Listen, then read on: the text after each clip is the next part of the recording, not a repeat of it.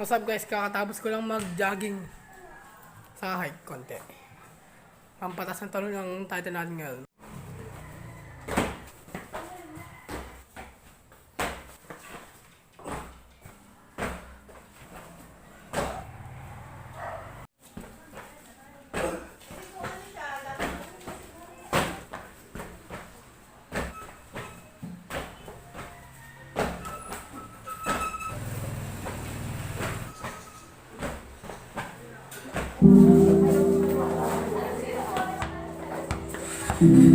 Yes, it hurts sometimes when you feel alone. It hurts sometimes when you're in that dark place and you feel no one cares about you. The first thing you got to realize is that you got to love yourself. It's about self-love. Start understanding that if you're going to do something with your life, you got to fall in love with yourself again. You got to stop self-hating yourself. Do something that's going to make you a better person. Make an impact in this world. Don't look at it as though it's something that you got to do temporary. Although we know that life is short. Like many people in this world, they didn't realize that the next day they was going to be diagnosed with a cancer. They thought that tomorrow was going to be waiting for them and they did not wake up. But you are still living. Now what do you have to do? How are you going to move forward? How are you going to proceed your life? Life is not a game. Life is living. There's the good and there's the bad, and there's definitely the right now. You can't wait for somebody else to make your life better. You got to make your life better. You got to focus on you. Now, I'm not saying forget the rest of the people, but I'm telling you to get rid of the things that are not making you strong, that are not making you better, that are not making you efficient, that's not putting you in a better place, that's not giving you the strength that you need to keep living the life that you have been given. Don't you give up on life, because once your life is over, you can't come back. Leave your mark. Help someone. Lift someone up when they're down. Be the strength for others when they're weak. And maybe when you're at the weakest point in your life, someone will lift you up. Because we all struggle. No one is immune to it. So keep fighting forward. Don't give up. Live. Breathe. Life, you. That's what it's about. It's gonna hurt. Sometimes it's gonna get tough. But when it get tough, you get tough. Just make sure you make your mark. Make sure you make your mark in this world. Because somebody didn't make it today. But you did. Keep living. Keep living strong. Don't give up.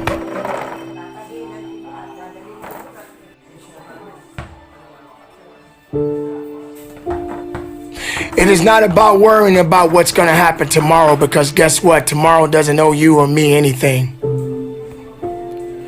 And matter of fact, tomorrow has already made up its mind. You have this moment. You can't worry about yesterday, because yesterday is not coming back to look for you.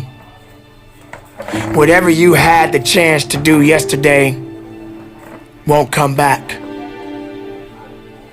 But you have this moment. You have this chance to do something great with this life that you have been given. You may have been through a lot in your life. You may have been through hell in your life. But hell doesn't own you. Hell did not create you. Life has been given to you from a higher power. Something that you need to understand, that no matter who you are, in this world that we live in today, everyone must struggle. Everyone must suffer. But everybody that is going through something always has a story to tell. Most people that are successful right now had to go through something to get what they got to this day. Some people are not even willing to hurt and to feel that so that they get what it is that they want. But let's go beyond that. What about the other people out here who can't walk? What about the people out there who can't talk? What about the people out there that are suffering from diseases that cannot be cured from? What about you? What about you? What are you gonna do about the life you have? How are you gonna live? How far are you gonna go? Do you feel sorry for yourself because you're having a bad day? Do you feel sorry for yourself because you lost your job? Do you feel sorry for yourself because you just feel like you're just not having the day that you want to have because the day that you have is not the way you want it to go? Or do you feel that you deserve a pat on your back because you did a good thing? We all got a responsibility. We all got to be accountable. We all got to put in work, but don't give up. Because there's somebody out there right now that is hurting. There's somebody out there right now that is struggling. There's somebody out there right now that's got it a little bit tougher than you do. So why are you gonna give up now? Anything that comes your way, you got to be prepared to accept the challenge and go through it. Don't lay on your back. If something's on your chest, get it off. As long as you're breathing, as long as that heart is pumping blood, you're not dead yet. They haven't put rose petals on your box yet. Make sure every breath you take counts for something. It's time to understand that if you want to get something out of your life, you got to be willing to work for it. How much are you really willing to give? Are you prepared to hurt? Are you prepared to struggle? Because if you're not that person, then lay back down. Stay where you are. Don't move forward. Move backwards. But if you are the person that you say you are, we don't have time to wait. Because time doesn't owe you anything. Time is not thinking about you. Time has already made up its mind. What you gonna do? Who said it's supposed to be easy? It takes grit. It takes tenacity. It takes sacrifice. Stop feeling sorry for yourself. This is not a pity party. But you got the right to celebrate the life. Because no matter if it's good or if it's bad, nothing is greater than living. Because if you're living, there's a possibility to change something. But not just change it, evolve it. Evolve it to something greater. Being able to take something that may not be nothing to others, but may mean something to you. There are so many people in this world that don't believe in you. But while you're sitting around worrying about people believing in you, why don't you focus on believing in yourself? Live, breathe, life, you. That's what it's about.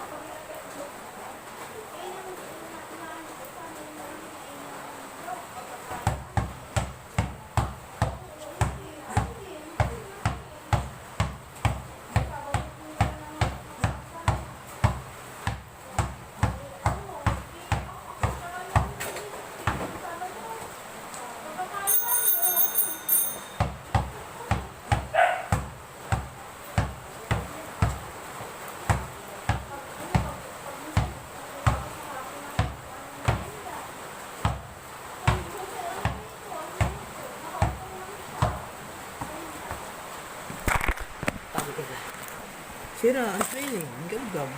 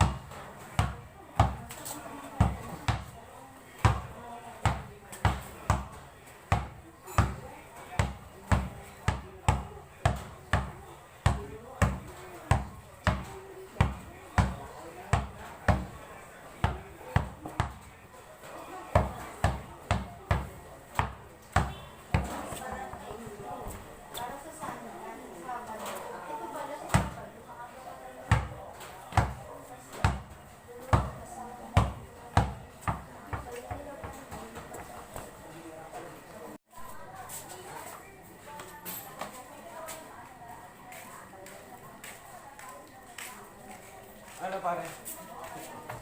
10,000 viewers. Gagarahin ko na yung motor. Gagarahin ko na pare. Bukas ka lang ulit pag ganyan. Wait lang.